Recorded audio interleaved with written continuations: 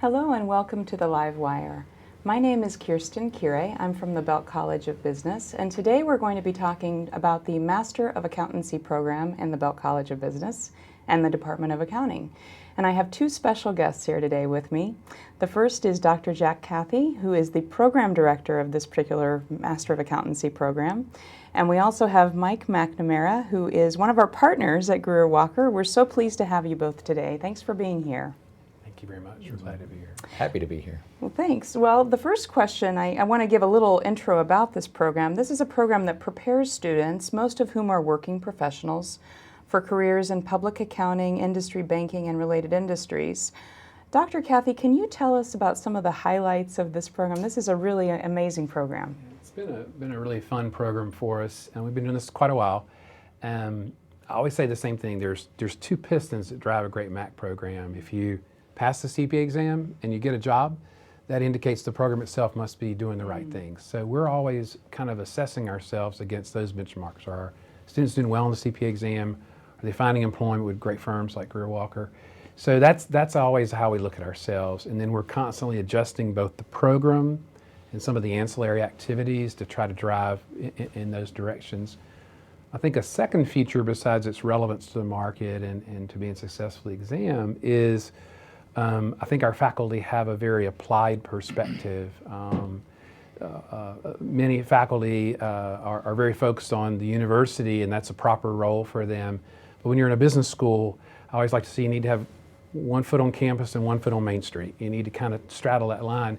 And probably accounting faculty are unique that way. Our faculty are largely not only PhD qualified, but we're also CPAs. So my North Carolina CPA license, I was in public accounting practice, actually here in Charlotte for a number of years. And the majority of the faculty in the program are in the same situation. They've worked in public accounting. Many of the faculty maintain ongoing work in the marketplace to kind of add value to their classroom. One of our faculty members is literally a national advisor to the Treasury on the taxation of partnerships. So we really do try to have a strong academic perspective in the classroom, but also to understand the marketplace. So kind of an applied strength of the program. And then the other really kind of wonderful part of it is that by being in Charlotte, we have such great access to working professionals, to public company leaders, that where we might have a short in our experience, or where we might think that sometimes we're the nagging parent and Mike's the cool uncle, and so it gives us a chance to bring the professionals in to the classroom or to some of our activities and allow them a chance. So a good example was last year at our orientation for the MAC program. We were fortunate to have the CEO of Grant Thornton, who's a very highly regarded accounting firm in the U.S., come in and is a speaker. And why? Because he lives in Charlotte.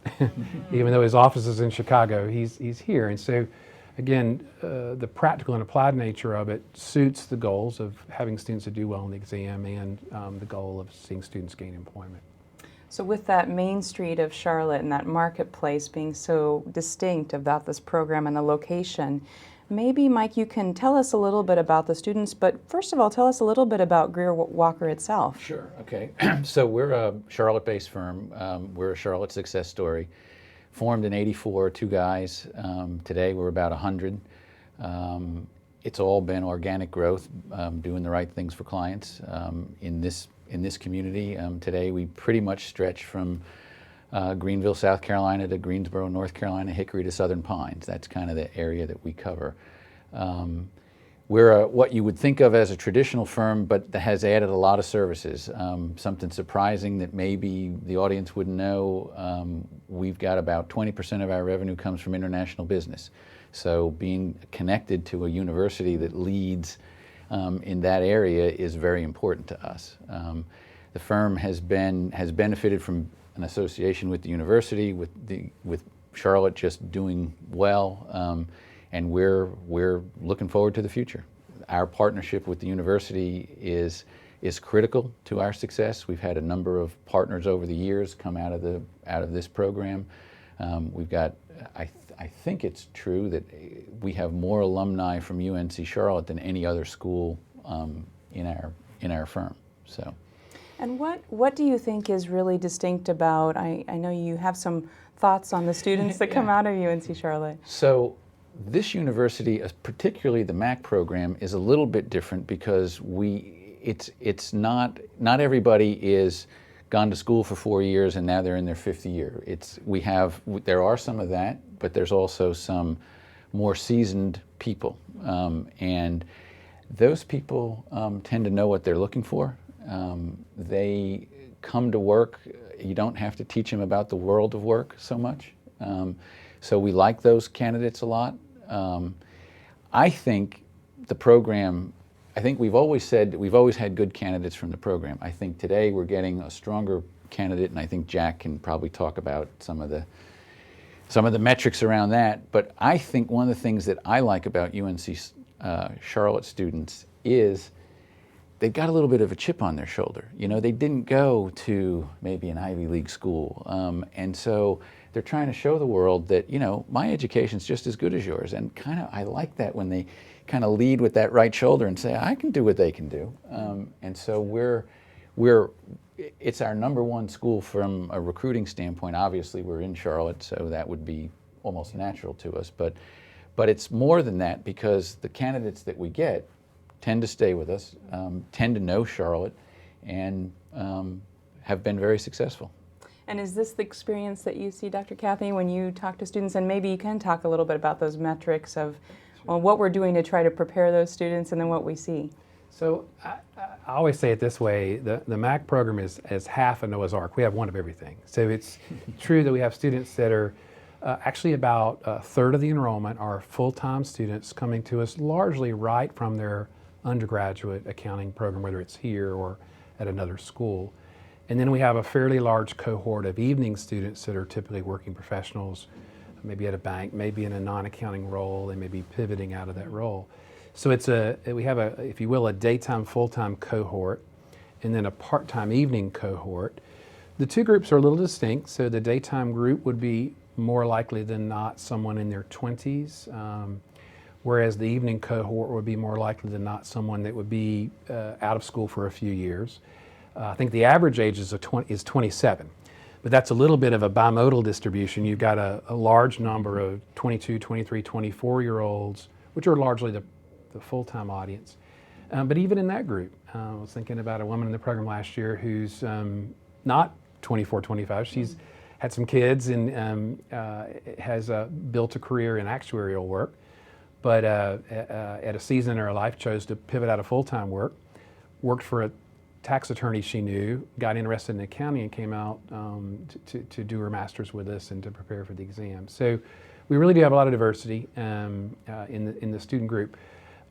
It is a rigorous program. Accounting as a discipline is a rigorous and challenging major. I always say that the way accountants spell the word love is T-I-M-E. It's just a major that takes a lot of time and focus from the students. And so what we want to do is make sure the students that are admitted to the program are likely to be highly successful, to do well academically, be able to pass the exam, be able to find a job. So the admissions process is rigorous and meaningful. From just measures, typical score, there's a standardized test called the GMAT. It's somewhat like an SAT for an undergraduate student. And we typically see students in the 600 or better range coming into us. Academically, the students usually are coming from strong institutions and have done well. I think our GPA last year was a 3.4 average, something like that. But I always say to people about the admissions process, it's a holistic process. As much as I'm an accountant, I do not use the spreadsheet to make the admissions decision. What we really want to bring in the program are people who are going to add value to the program by the diversity of their backgrounds, by the range of their insights, and who have an academic strength to do well. And I was at something recently that compared 4 years of high school to 4 hours on the SAT. Sometimes the standardized test really does give you a great measure. Sometimes it's not the best measure. So we don't use a formula in the process. We're not using any absolutes. In terms of the students, again, because of the diversity, it really does range broadly. I got an email last week from a MAC student who's finishing up. And not only is he a first-generation college student, which is a part of the legacy of UNC Charlotte. We serve a lot of first-generation students. So he's getting an undergraduate degree. He's getting a master's degree, and he now has found employment and is on his way to passing the exam. So we have that, but we also have students who have gone to very elite undergraduate schools, have been high performers in high school, and everything in between. So we're half a Noah's Ark. I do think because of being in Charlotte, because of the faculty being a little more in the applied side, we do hope that we bring students to Greer Walker and to the other firms that recruit here who are ready for work. We're kind of, if you will, we want to be shovel ready for business. And I think we're able to do that, but at the same time, if all we've done is prepare them for the first year, if all we've done is get them through the exam and get the first job, we haven't served them well. So we're always asking ourselves the question, what is the long arc that we want to play as well? What's the part that happens 3, 5, 10 years into the career? And one of the things that Mike and I have talked a lot about over the years is accounting is an honored profession. And a part of that, it means we need to serve the public good. If we don't do our jobs, again, I'm a PhD, but I'm also a CPA, and if we don't do our jobs at serving the public, at doing our work with ethics and integrity, of at times having to make a hard decision that may not be business favorable, but it is the right thing to do, we haven't served the public well. So we also want to work on having students continue and in some cases maybe really begin to develop a sense of what it means to be an ethical business person, to be an ethical CPA, to understand how to really look at the complexity of, rarely do ethical issues come in black and white. They usually come in a shade of gray, and they take a lot of thought. So we try to help our students begin to develop and begin almost to kind of frame, almost to have a sense of, I need to recognize this issue has an ethical component to it. And then again, to be able to kind of collect in the insight that would help them work through that. And I think that's something Mike and I have shared a lot of conversations about. We do talk about that a lot. I mean, ethics is critical to the profession. You can know all the debits and credits in the world, but if you can't apply it in an ethical way, you're going to be a failure. There's no question about it. And he knows I pound on him a lot that we need to, in every course that we teach, we need to have ethics be part of it. I think it's a critical part of being a success. Let me go back to the metrics for 1 second. My only hope to get in here would be not on the spreadsheet. At 3, 4, and 600, this program is tough to get into. So that's great to add. Yeah.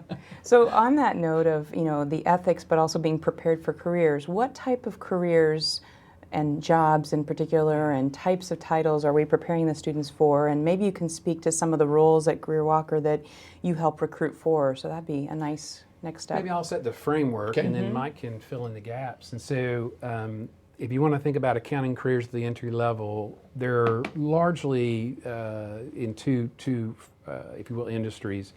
There's the public accounting industry, which is the industry Mike's firm is a part of, which is a firm that provides assurance services or audits. They provide to a reader of financial statements a sense that those are reliable, that they can make business decisions relying on those and have a reasonable level of safety to make those decisions in reliance. They also provide tax services. They're providing help not only with the compliance part of tax, but with tax planning, managing kind of tax risk, if you will. And then most of the firms have this category I call other, which is a whole broad variety of things. And it's amazingly eclectic. But the typical Mac student is entering into that audit or tax side of the firm. And that's in public accounting. In that industry, there are a fairly broad array of firm sizes, and the industry talks about itself this way. So there's a set of firms called the Big Four. If you want to think about their work, they are primarily the auditors and service providers to the large public companies around the globe. So Pricewaterhouse, Ernst & Young, KPMG, and Deloitte are the Big Four firms. They all recruit from our program. We've had great relationships with those firms for many, many years. we might even be alumni of some of those. Yeah, we might even be alumni. Both of us. So those are huge global firms. I think a number of those firms have 70 to 80 countries around the world they're active in. Essentially, if there's an organized capital market in those countries, there'll be a service provider out of the Big Four there to help those publicly held companies. They also serve middle market clients as well, but primarily public. Then there are national firms, firms who have a full U.S. footprint, and maybe for some of their work in, say, Europe, they have an affiliate that they're able to work with. There are regional firms, say a Southeast regional firm or maybe an Atlantic Coast firm. There are local firms. So Greer Walker is a local firm. They have a strong Charlotte presence and serve the region around Charlotte. And our goal is, as a program, is to really provide quality students to all those public accounting firms. And every year we see students that are placed into all those sizes and styles of firms. A little bit of a distinctive of the program is there are programs that, by their strategy, are very focused on the Big Four. We think that's a great strategy. We respect those schools. Our sense is that not every student is a perfect fit in the Big Four, and not every student would be a perfect fit at Greer Walker. And so we really want to, I call it a rich buffet of firms that come. The other piece would be the corporate employers. And again, graduate students in accounting are really prepared largely to enter in roles that would be in larger organizations, if you will. All the public companies, so Bank of America, Duke Energy, Wells, and so on, are all going to be recruiting these students. And then the fun part, again, because we're half a Noah's Ark, is there's always every year a student going somewhere where I thought, wow, that's never happened before. So the Blumenthal Performing Arts Center hired one of our students. We have a student right now in the program who's an employee of the Duke Endowment. So being, again, an eclectic program, we have students that land in a variety of employers. And so we really want students to be drawn to the place where they're going to have a good fit. It's not productive for a firm to hire an employee and to find 18 months later they've moved on to a different job because it wasn't a good fit. It's not good for the student either. They need to build a solid foundation early in their professional career. So we think about providing that really rich buffet, and by encouraging students that if there's not something on the buffet, tell us what you're looking for. We probably know somebody. Most of us as faculty have been in Charlotte for a long time. We have relationships in the community. Tell us where you want to go. Tell us the kind of organization you'll be part of. We probably know someone or know someone that knows someone. And knowing that accounting is needed really at every company. So, hope so. And to add to that, well, I think one of the things, again, really trying to focus on what happens here at UNC Charlotte, and I tell students this all the time, and I think sometimes students don't really understand this, but the faculty here really is invested in the students. And that's, Jack hears me say this because I do recruit at some other campuses, and I say this every time I come here. That's not true at every campus that you go to. So what Jack was saying, that his description of here's the buffet of places you might be able to go, he can do that, but other faculty can too. And so anybody, you know, that is in the program really needs to take advantage of that faculty interest in students. There's a member of the faculty, I can say Dr. Howard Godfrey, right, who keeps track of jobs and opportunities around Charlotte and encourages students who've left the program to stay in touch with him so that we can maybe, you know, if there's a job opportunity, the community can help fill that position. Again, that's not true at every place that you go. A lot of schools, you know, Charlotte's legacy was a teaching university for sure, and you know it's definitely moving to research rich environment, and lots of the programs are that way, and the MAC program has to be that way. The accreditation requires that, but the legacy of teaching is still there, and interest in students is still there that maybe isn't at some other institutions. It's part of our heritage. And you know, I think we were founded by an individual who's a CPA, Thomas Turner, was our founding department chair, who left this really rich legacy of teaching. And then really over my career here, I've been here about 27 years, I've watched the college really mature as a research college. And the fun part about accounting, again, there's a tight link. Going to New York in about 6 weeks to a meeting that is sponsored by PwC, and it's called Accounting is Big Data. And so it's the firms feed guidance to us about the matters that they have an interest in that we can contribute as researchers. And then they also, so it's kind of fun virtuous cycle where hopefully we provide great talent for the firms, hopefully we help them connect to the right students. Similarly, they help us to connect to our research interests. If I had a matter that I needed to look into, there are any of a number of firms I could contact and say, I don't understand this. Can you help me understand how this occurs in the marketplace and help me in the research project? So it's a good cycle. But he is a PhD, so sometimes I can call him and say, "Hey, Jack, I got this issue in tax," and he's like, "Mike, no." That's right.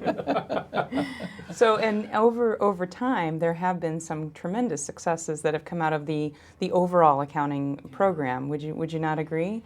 Yeah, and I think, again, maybe we want to define success thoughtfully. And so to me, what's successful is when I see a student who's 10 years out, 5 years out, 20 years out, 30 years out, and they still look on their time here and in the relationships they build here and in their continuing connection to the university favorably.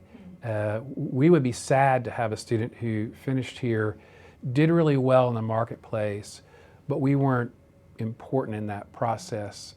So we look a lot. And so there are standard measures of success. So we have partners at virtually all the firms, both in the Charlotte and the Carolinas and throughout the country. We have persons in the corporate side who, I don't have the exact measure. There was a point in time where there were 8 Fortune 500s in Charlotte, and I think we had 6 of the 8 were CFOs were accounting alumni. So clearly our students have gone on to great professional success. But I really do look at it in that way, but also in a thoughtful sense of when I meet an alumni who's 30 years out, who maybe is working for a company in another county that's not a public company, but they're really having a great career and they're able to contribute to their community, I'm equally satisfied.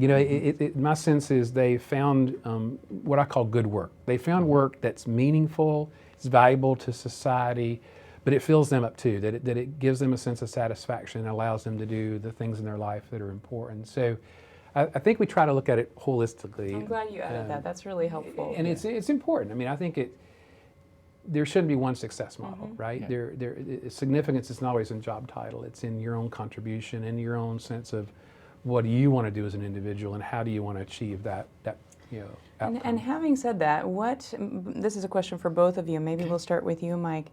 What kind of qualities do you think, in whatever way you define success, are important for a candidate in this program and then to be, I guess, successful in a career? What kind of qualities are you looking for as you're recruiting? Well, one of the things that Jack mentioned early on is, this is a challenging profession. So you've got to be willing to, put in the time. I mean, it's tough to get through this program, and then the profession of accounting takes time. So you've got to be willing to put in the work.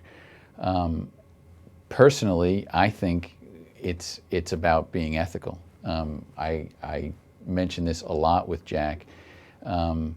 We are sort of the public's, at least in the public accounting side, we're sort of the conscience of the public. So if we're not going to do the job in the right way, there's going to be less confidence in the financial system in the country, and that's going to be bad for all of us. So those are probably two of the things. I think, you've also got to sort of think of your job as more than a job. It's got to be a profession. People who are drawn to this, it's a profession, and you've got to take satisfaction out of what you do on a daily basis. One of the things about public accounting, and I'll maybe give a little commercial for public accounting, one of the things about public accounting that's fun is as soon as you get good at something, you can't do that anymore. You begin at the low level and you get good at that and you move on to other things, and then the next thing you know, you're sitting in a studio talking about the firm and recruiting at UNC Charlotte. So it is a progression, it is a profession of progression. So maybe I want to mention one thing just about the connection for alumni. When the university recently went through an effort to honor Dr. Turner, the number of people who came back to the university for that effort is something I know the faculty are all touched by and impressed by. And I think it says a lot about this community and its connection to long-term relationships. Yeah, so. We're served well by Mr. Turner's kind of foundation he's laid, and just to say, even Dean Ott has an accounting undergraduate degree. He conceals it well as a finance professor now, but he has that legacy well, and he understands that relationship of accountant and firms and the profession, which is, I think, I think perhaps unique in the business school. As people are exploring a little bit, maybe we can look at the website just so people are aware of where to go if they are interested, where people can find profiles of people in the program, the faculty, as well as students and alumni as well, and information about the curriculum and how to sign up for an information session. So all of that is available, but I'd like to now also ask you both, what are some of the hopes you have for the program? And I guess, Dr. Kathy, if you can maybe talk about some of the next steps, and then anything you'd both like to add as we close out. So accounting, like all business professions, is a globalizing profession. It is really no longer adequate. Accounting guidance, the rules, if you will, used in preparing financial statements and also tax returns, are by their nature domestic items, right? This the U.S. Generally Accepted Accounting Principles, it's the U.S. tax code. But very few cities would not have a presence of a business that was based in Shenzhen or based in London or Tokyo. So the CPA exam is an international exam. So students, this is where Mike and I both look at each other like, sheesh, we're glad we don't have to do this. You have to know US GAAP, but also the international standards. So one of the things we've done in the program is we early on, well in advance of the need to do that, began to teach a full semester course strictly in the international standards, which is, we're told, a much stronger presentation of that material than the typical program. So our students can hit the ground running. If they go to Compass Group, where they're owned by a public company not in the U.S., they go to Ingersoll Rand, they're ready to go to work because they've had the international standards to prepare them. So we've really worked hard on that, and I think that's an element. And again, near-term work is accountants are usually good at focus, sometimes not as strong, especially early in their career, at integration, at looking at a matter and seeing it not just as a tax matter, but maybe a business matter or a finance matter, or even at times an ethical matter. So we're building out capstone experiences in the program that have as their sole purpose not new material to get you ready for the exam, but have as their primary purpose, let's help you begin to integrate some of the things you've learned in some of the individual classes. The long arc, if you will, there's a piece that's missing of our puzzle, is pretty simple. Charlotte is what I call a tweener city. We're in between large cities like Chicago or New York that have a set of services and university-provided courses and so on, and cities that are, say, smaller. So one of the ways we're a tweener city is most large cities have a graduate program in tax, a full-on program. It could be a program that an attorney would take to companion with their law degree, or it could be a program that a student with a MAG degree might take because now they want to focus solely on tax and they need more depth of training that a Master of Accountancy would provide in tax. So that's kind of the next step. And again, if we look north of ourselves in terms of city size, everybody has an MTax. If you look south of us, not that many cities do, and we're in that kind of that juncture. So that'll be something we'll continue to look for. The thing we have to be kind of careful with there is to be opportunistic. Opportunistic in the sense that we need to do that when we can launch it and have it be a high quality program. And that really takes the confluence of finding the right faculty to deliver the program. It wouldn't be a program that's primarily delivered by working professionals. It'll be delivered by our full-time faculty. But we'll need to partner with working professionals that have a specialty in property transactions or things that we're not tax guys, so we don't really know how to talk much more about that.